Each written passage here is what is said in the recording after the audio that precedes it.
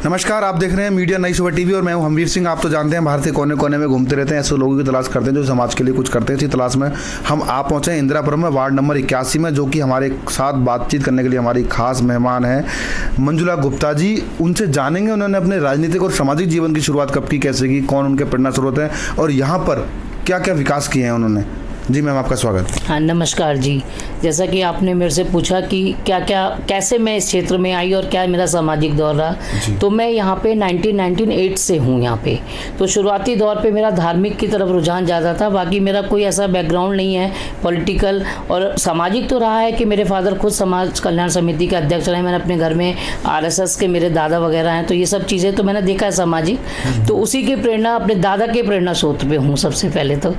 और मेरी जो दादी हैं वो बहुत मुझे सिखाती थी सामाजिक, वो बहुत सामाजिक थी, मतलब उन्हीं की प्रेरणा ही बनी हुई है। मैं देखती थी अपनी दादी को कि वो किस तरीके से सब लोग उनसे राय मशवरा लेने आते थे, तो मुझे अच्छा लगता था। लोग उनको सम्मानित करते थे।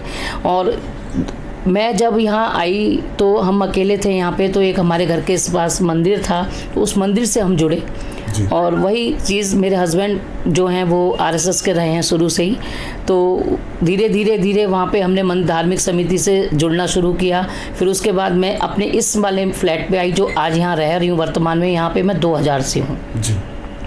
तो यहाँ पे भी मेरे को फिर वही धार्मिक समिति के द्वारा मंदिर था यहाँ पे, फिर मैं RSS के द्वारा भी जुड़ी, क्योंकि मेरे हस्बैंड थे तो मेरे यहाँ कई महान लोगों का आना जाना रहता था। सुबह आना, ये सब देखना, ये सब चीज़ें मुझे अच्छा लगता था। कि जैसे बहुत से लोग बोलते थे कि अरे आपके घर चाय पियेंगे अगर आपके हस्बैंड बाहर नहीं आए, ये बहुत छोटी छोटी सी बातें हैं, लेकिन मैं कहती थी नहीं आप ज़रूर आइए।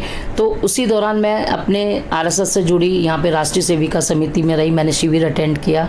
फिर यहाँ पे एक भारत विकास परिषद है शाखा, जिसमें मैं पहले वैशाली, वसुंधरा, ये सब एक ही शाखा होती थी, और फिर उसमें मैं एक सदस्य के रूप में थी। तो उसके बाद वहाँ पे जब ये शाखा हमारी अलग हुई, इंदिरापुरम शाखा अलग हुई, तो उसमें मैं पहली महिला संयोजिका बनी।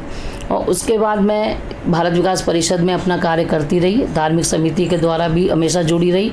मुझे समाज में काम करना बहुत अच्छा लगता है। एक चीज़ जो पीछे मेरी रह गई वो ज़रूर बताऊंगी कि जब हम यहाँ 1998 में आए थे तो यहाँ पे कोई व्यवस्था नहीं थी कि पानी कैसे चलाना है, क्या करना है। तो मैं खुद अपने सभी लोगों के साथ चल गई, मैं शुरू से ही करती थी। अपनी इस बिल्डिंग में भी सब लोग कहते हैं कि कोई सीवर वाला नहीं आ रहा है, कुछ नहीं आ रहा, तो मैं कहती हूँ चलो मेरे साथ चलो, मैं चलती हूँ। ये सब चीज़ें ऐसी धार्मिक सहयोग, समाज में अच्छा लगता था मुझे कार्य करना। मतलब सेवा भाव का आपका पहले से मन था? ये तो शुरू से ही मेरा सेवा भाव रहा है। अच्छा, फिर उसके बाद भारत विकास परिषद में मैंने ऐसी काम करना अपना शुरू किया। फिर वहाँ पे मेरे को, मैं गाज़ियाबाद जिला महिला संयोजक रही, 16 शाखाएं मेरे अंतर्गत आती थी। तो उस दौरान मैं उसी में थी भारत विकास परिषद में। तो मुझे नहीं पता मेरा नाम किसने मेरी राजनीति क्षेत्र में दिया, क्योंकि मुझे 1.5-2 महीने बाद पता चला ये अटल सत्य है। लोग सोचते हैं कि ये गलत है, लेकिन ये अटल सत्य है। वाकई मुझे नहीं पता था। जिन्होंने मेरा नाम दिया वो जानते हैं कि मेरे हस्बैंड से बात हुआ था तो वो बोले थे कि उसको मत बोलना मंजू को, वो नहीं आएगी इस क्षेत्र में, उसको समाज का काम करना अच्छा लगता है। लेकिन मैं अपनी भारतीय जनता पार्टी के लिए मैंने कई कार्य किए, जैसे इलेक्शन होते थे या वोट बनाए जाते थे, ये सब मैं पहले ही करती थी। जो हमारी योजना वोटर हैं वो जानती हैं अच्छी तरीके से। वो जब आती थी तो यहाँ कोई नहीं था, वो अकेली रहती थी, तो मैं अपने घर में उनको बैठा के कहती थी आप मुझे वोटर ID कार्ड दे दो, मैं सब जगह दे आऊँगी। कोई ऐसी लालसा नहीं थी कि मैं क्षेत्र में आऊँगी, मुझे अच्छा लगता था ये सब कार्य करना।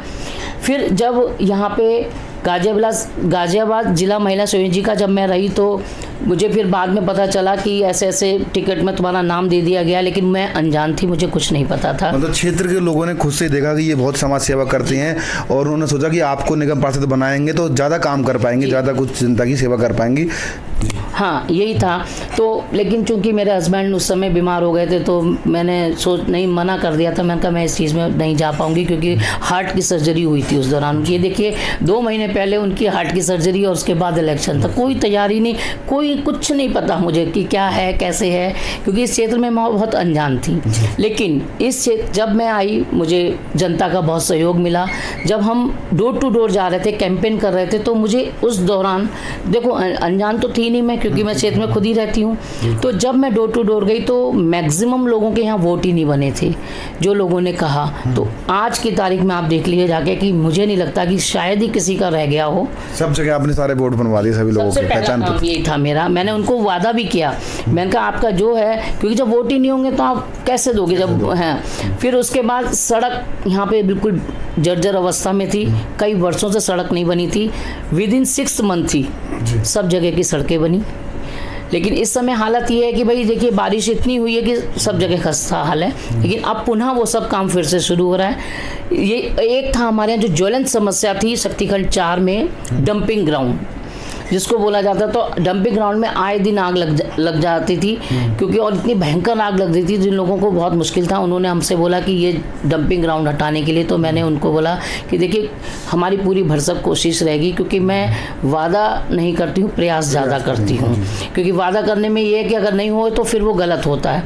तो उसके बाद आज की स्थिति ये है डंपिंग ग्राउंड में कि अब वहाँ पे जो है कूड़ा का निस्तारण होता है और आने वाले समय पे वो कूड़ा बिल्कुल नहीं दिखेगा वहाँ पे। डंपिंग ग्राउंड हटना तो नहीं कहूँगी मैं, लेकिन कोशिश मेरी फिर भी रहेगी, क्योंकि हम ही घरों का कूड़ा है इसलिए। मंजू मैम, एक तो आपने डंपिंग ग्राउंड पे विशेष ध्यान दिया, और क्या क्या काम किया? वेंडिंग जोन है यहाँ पे शक्तिखंड 4 में, जो 20 साल से जबरदस्त भरा पड़ा है वहाँ पे।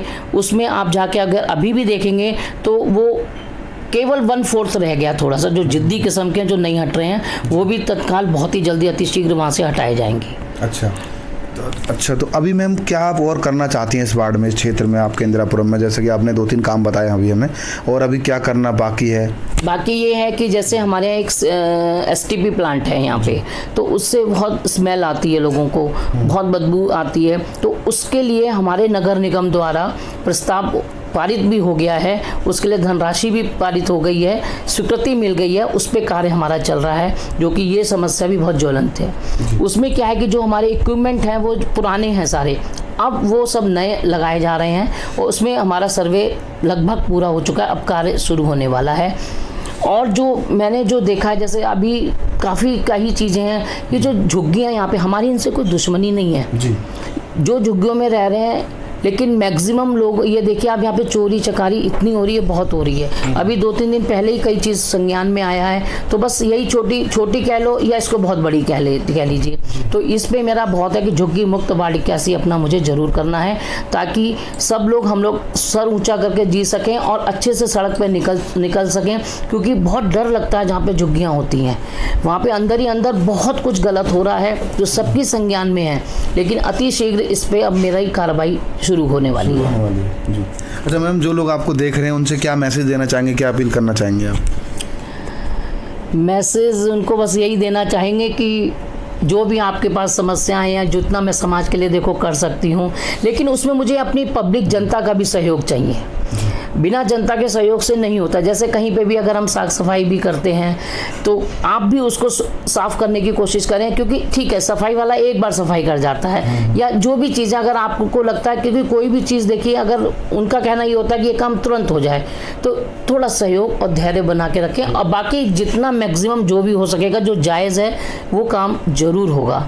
बात मैं आपको और कहना चाह रही हूँ, जो इस समय हमारा माइक्रो डोनेशन का कार्य चल रहा है, जो पूरे उत्तर प्रदेश में मेरा 6वां स्थान आया है माइक्रो डोनेशन में, जो हम लोगों को मेंबर बनाते हैं अपने बीजेपी के। जी बहुत बढ़िया, धन्यवाद।